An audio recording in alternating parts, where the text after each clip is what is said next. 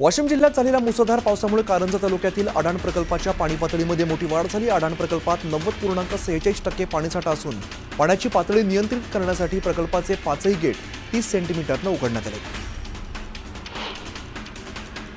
बीडच्या माजलगावात धरणाचे 11 दरवाजे उघडण्यात आले। धरणातून 31,000 क्युसेक पाण्याचा विसर्ग करण्यात आला। त्यामुळे सिंदफना नदीकाठच्या नागरिकांना सतर्कतेचा इशारा दिला आहे। गोदावरी नदीला आलेल्या पुरामुळे बीडच्या गेवराई तालुक्यातील राक्षस भवन या ठिकाणी शनी मंदिर पाण्याखाली गेले। नदीकाठच्या अनेक गावांना पुराच्या पाण्याचा फटका बसला। बीडच्या नवगण राजुरी खरवंडी राष्ट्रीय महामार्गावरील डोंगरी नदीला पूर आल्यामुळे अनेक गावांचा संपर्क तुटलाय। पुलाचं काम अपूर्ण असल्यामुळे पर्यायी मार्गावरती पाणी आल्यामुळे वाहतूक थांबवण्यात आली आहे।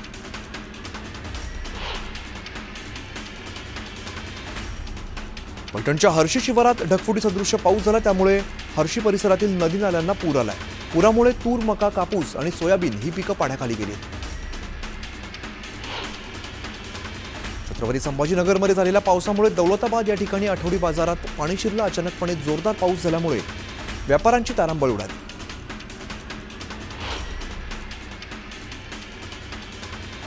परभणी जिल्ह्यात पावसाने दमदार हजेरी लावली आहे। मुसळधार पावसामुळे अनेक घरांमध्ये पाणी शिरल्यामुळे जनजीवन विस्कळीत झालं। दरम्यान पिकांचं नुकसान झाल्यामुळे भरपाई देण्याची मागणी शेतकरी करतात। नाशिक जिल्ह्यातील मनमाड, नांदगाव शहरासह ग्रामीण भागात जोरदार पाऊस झाला। पावसाचा फटका रविवारी मनमाडच्या आठवडी बाजाराला सुद्धा बसला। पावसामुळे भाजीपाल्याचं मोठं नुकसान झालं। हिंगोलीच्या इसापूर रमना गावामध्ये ओढ्याच्या पुरात शेतकरी वाहून गेल्याची घटना घडली। यावेळेला एका तरुणाने जीवाची बाजी लावत शेतकऱ्याला वाचवलं, तर शेतकऱ्याला वाचवण्याचा व्हिडिओ जोरदार व्हायरल होतो। जालना जिल्ह्यातल्या शहागड परिसरातून वाहणाऱ्या गोदावरी नदीला पूर आला असून नदीकाठच्या गावांना सतर्कतेचा इशारा देण्यात आलाय। जायकवाडी धरण भरलेलं असून धरणाच्या 18 दरवाजांमधून पाण्याचा विसर्ग सुरू आहे। सोलापुरात छत्रपती संभाजी महाराज चौकाजवळील पुना नाका या ठिकाणी ओढा ओव्हरफ्लो झाला। नाल्याच्या प्रवाहात रिक्षाचालक वाहून गेला। सोलापूर अग्निशामक दलाकडून वाहून गेलेल्या रिक्षाचालकाचा शोध घेतला जातोय। 10-12 दिवस थांबलेल्या पावसाचं पुन्हा धाराशिव जिल्ह्यामध्ये आगमन झालंय। परतीच्या पावसाने धाराशिव जिल्ह्यामध्ये धुमाकूळ घातला असून जिल्ह्यात काही भागामध्ये पाणी साचलं, तर संपूर्ण सोयाबीन पाण्यात गेल्यामुळे शेतकरी पुन्हा अडचणीत आलाय।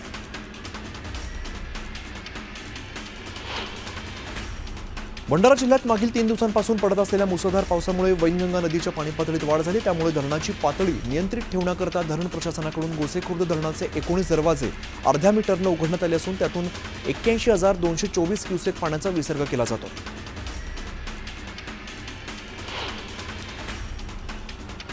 भूकंपाच्या धक्क्याने आसाम पुन्हा हादरलाय। आसामच्या गुवाहाटीत 5.8 रिश्टर स्केलचा भूकंप झाला। भूकंपामुळे राजधानी गुवाहाटीमधील इमारती हादरल्यात।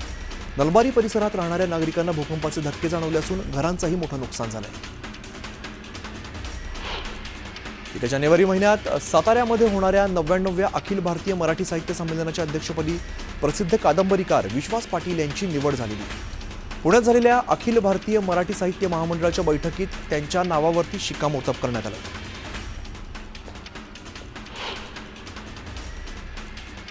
मराठी साहित्य संमेलन अध्यक्षपदी विश्वास पाटलांची नियुक्ती रद्द करण्याची मागणी सचिन खरात यांनी केली आहे। नियुक्ती रद्द न केल्यास साहित्य संमेलन उधळून लावण्याचा इशारा खरात यांनी दिलाय। लक्ष्मण हाकेंच्या विरोधात अदखलपात्र गुन्हा दाखल करण्यात आलाय। बीड जिल्ह्यातील तलवाडा पोलीस ठाण्यामध्ये गुन्हा दाखल करण्यात आला असून मराठा समाजातील महिलांविषयी वादग्रस्त वक्तव्य केल्याचा लक्ष्मण हाकेंवरती आरोप करण्यात आलाय। नवी मुंबईच्या ऐरोलीत मिक्सर ट्रक आणि कारच्या झालेल्या अपघातानंतर ट्रक चालकाच्या अपहरणाचं प्रकरण समोर आलं। तुर्भे एमआयडीसीतील रहिवासी प्रल्हाद कुमारच्या मिक्सर ट्रकने कारला धडक दिली आणि अपघातानंतर कारमधील दोघांनी ट्रक चालकाचं अपहरण केलं। दरम्यान वादग्रस्त IAS अधिकारी पूजा खेडकर यांच्या पुण्यातील घरातून या चालकाची सुटका करण्यात आली। बुलढाण्याच्या मोताळा तालुक्याचे तहसीलदार हेमंत पाटील लाचलुचपतच्या जाळ्यामध्ये अडकले। तक्रारदार शेतकऱ्याची वर्ग 2 ची जमीन वर्ग 1 करून देण्याची हेमंत पाटील यासाठी 2 लाखांची लाच मागितली होती। या प्रकरणी हेमंत पाटलांवरती कारवाई करण्यात आली।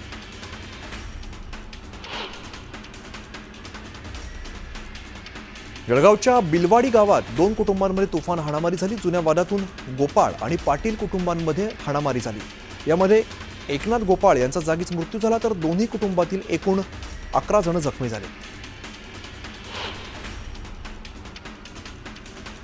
नाशिकमध्ये मराठा विद्याप्रसारक संस्थेच्या वार्षिक सभेमध्ये राडा झालाय. संस्थेच्या खासगी विद्यापीठाच्या मुद्द्यावरून सत्ताधारी आणि विरोधकांमध्ये व्यासपीठावरच बाचाबाचीसह धक्काबुक्की झाली.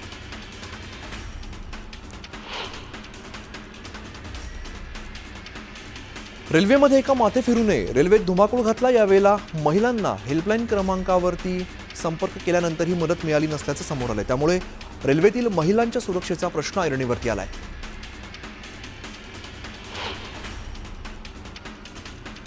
नवी मुंबईतील विमानतळाला स्वर्गीय दिवा पाटील यांचं नाव देण्यासाठी केंद्र सरकारचं लक्ष वेधण्यासाठी मानवंदना कार रॅलीचं आयोजन करण्यात आलंय. 2000 कारसह हजारो समर्थक सहभागी होऊन स्वर्गीय दिवा पाटलांना मानवंदना देणार आहेत. मुंबईच्या गोराईतील नालंदा विधी महाविद्यालयामध्ये जनसुरक्षा कायदा, विपर्यास आणि वास्तव या विषयावरती व्याख्यानाचं आयोजन करण्यात आलं होतं. प्रदीप गावडे यांनी जनसुरक्षा कायद्याबाबत उपस्थितांना मार्गदर्शन केलंय. राष्ट्रवादी काँग्रेसच्या अजित पवार गटाचे एकेकाळचे खंदे समर्थक आणि पक्षाचे प्रदेश उपाध्यक्ष राहिलेले बापूसाहेब भेगडे हे उद्या शेकडो समर्थकांसह भारतीय जनता पक्षामध्ये प्रवेश करणार आहेत. मुंबईत भाजपाचे प्रदेशाध्यक्ष रवींद्र चव्हाण यांच्या उपस्थितीत हा पक्षप्रवेशाचा सोहळा पार पडणार आहे. मी आयुष्यात 14 वर्षांचा वनवास संपवून भाजपात येण्याचा निर्णय घेतल्याचं वक्तव्य खासदार अशोक चव्हाणांनी केलंय. तर मला संपवण्याचा प्रयत्न झाल्याचा गंभीर आरोपही केलाय.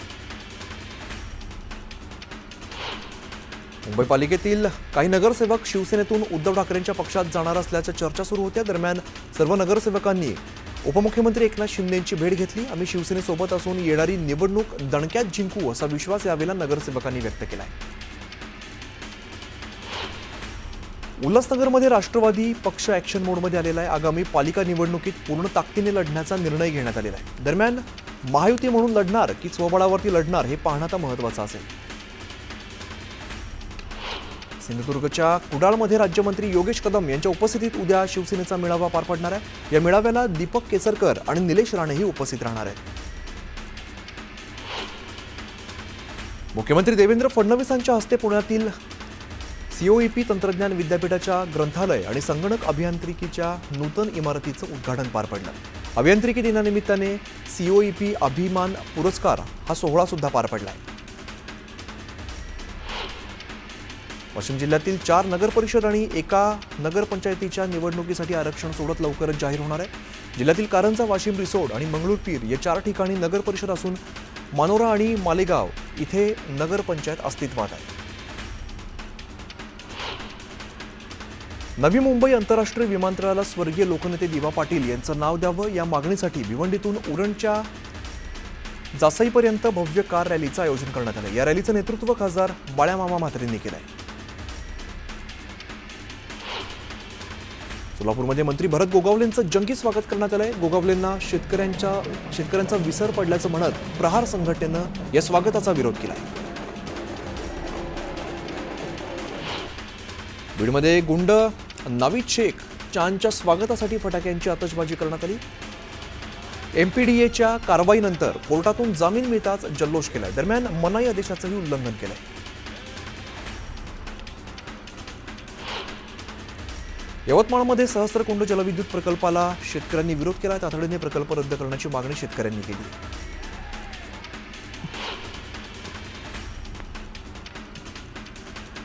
बीडच्या गेवराई तालुक्यात पाथरवाला बुद्रुक गावात एका शेतकऱ्याने आत्महत्येचा प्रयत्न केला. पीक नुकसान भरपाई देण्याची मागणी केली आहे. दरम्यान शेतकऱ्यांनी संताप व्यक्त केला.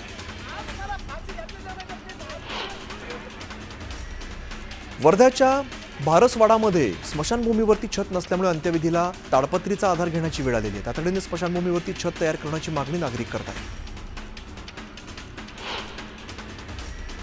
ओंकार हत्ती अखेर आज गोव्याच्या दिशेने रवाना झालेला आहे. या हत्तीने महाराष्ट्रासह गोवा वन विभागाची अक्षरशः झोप उडवलेली आहे. नेतर्डे गावात कालपासून काही काळ ठाण मांडून राहिल्यानंतर आज या हत्तीने गोव्यामध्ये प्रवेश केल्याची माहिती आहे.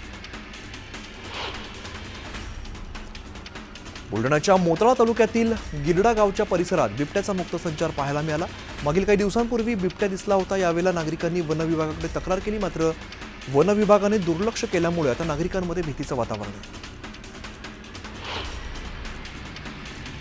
पिंपरी चिंचवड आणि पुण्याला औंध मार्गे जोडणाऱ्या रस्त्यावरती असलेल्या उड्डाणपुलाचं काम संथ गतीने सुरू आहे. त्यामुळे प्रवाशांना मोठा त्रास सहन करावा लागतो. या उड्डाणपुलाचं काम ऑगस्टमध्ये संपणं अपेक्षित होतं, मात्र अजूनही या उड्डाणपुलाचं काम झालेलं नाही. साताऱ्यात एका आईने 4 बाळांना जन्म दिलाय. आश्चर्याची बाब म्हणजे याच मातेने 5 वर्षांपूर्वी 3 बाळांना जन्म दिलेला आहे. त्यामुळे एका मातेच्या कुशीत आता 7 बाळं विसावणार आहेत. ही डिलिव्हरी शस्त्रक्रियेद्वारे करण्यात आली असून आई आणि बाळ हे ठणठणीत आहेत. जळगावच्या चोपडा शहर आणि परिसरात भटक्या कुत्र्यांच्या संख्येमध्ये वाढ झाली. गेल्या महिन्याभरामध्ये 100पेक्षा अधिक नागरिकांना कुत्रा चावल्याचं निदर्शनास आलंय. जालन्यात अपंग महिलेच्या फाईलवरती सही करण्यासाठी तलाठ्याने चक्क हॉटेलवरील बिअरचं बिल भरण्याची मागणी केल्याचा धक्कादायक प्रकार घडला. अंगतराव वीर असं मध्यधुंद तलाठ्याचं नाव असून तो भोकरदन तालुक्यातील जैनपूर कोठारा या ठिकाणी तलाठी आहे. हिंगोली जिल्ह्यात आयोजित लोकन्यायालयांमध्ये तडजोडी आधारे 13,35,00,000 रुपयांची 698 प्रकरणं निकालात काढण्यात आलेली आहेत. या लोकन्यायालयांमध्ये रस्ते अपघातात मृत्युमुखी पडलेल्या नागरिकांच्या नातेवाईकांना धनादेश सुपूर्द करण्यात आला.